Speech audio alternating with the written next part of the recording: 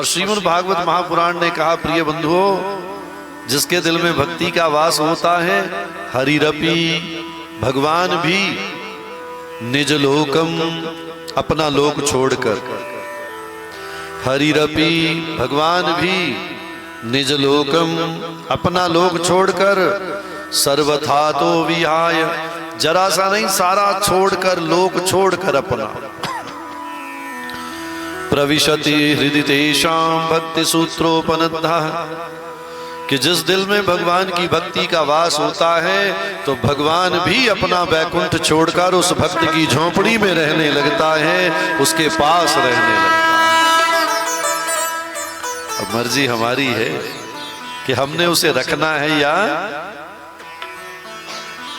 It's totally depend on us, completely depend on us.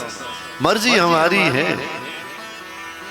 और जो भक्त होता है वो कहता है, महाराज नहीं नहीं, हमारी मर्जी नहीं है, it's your desire, it's your order, तुम्हारा जो तुम्हारा दिल करे वैसे करो। क्यों?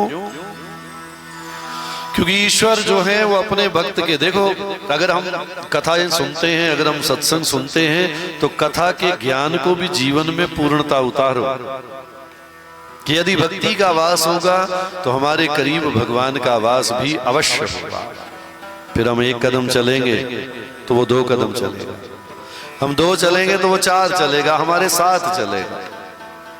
सुनते हैं ना बड़े प्रेम से कि जो तू आवे एक पग और मैं आऊं पग 4,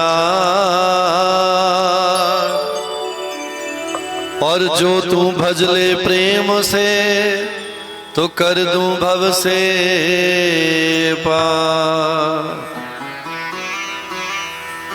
पर कवि कहते हैं कि जो तू भजले प्रेम से, भगवान का नियम है कि यदि तू प्रेम से भजन करेगा तो भव से पार कर दूंगा तेरे। भव से पार का मतलब ये नहीं है कि केवल मुक्ति मिलेगी, भव से पार का मतलब है इच्छाएं पूर्ण होंगी, जिस घर की जिम्मेवारियां मिली हैं उसमें निश्चिंत भाव पैदा होगा।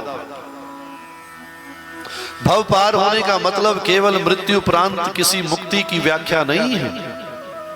भव पार होने का मतलब है जिस घर में रह रहे हो उसकी जिम्मेवारियां अदा करते हुए एक निश्चिंत भाव पैदा हो जाएगा, भगवान तुम्हारी चिंताएं सब समेट लेगा। फिर घर में बालक होंगे तो महाराज बड़ी कृपा है, बड़े आज्ञाकारी है। बहुएं आएंगी तो महाराज बड़ी कृपा हुई है, बड़ी सेवादार हैं, बड़ी आज्ञाकारी हैं, मन भजन में भी लगाती है।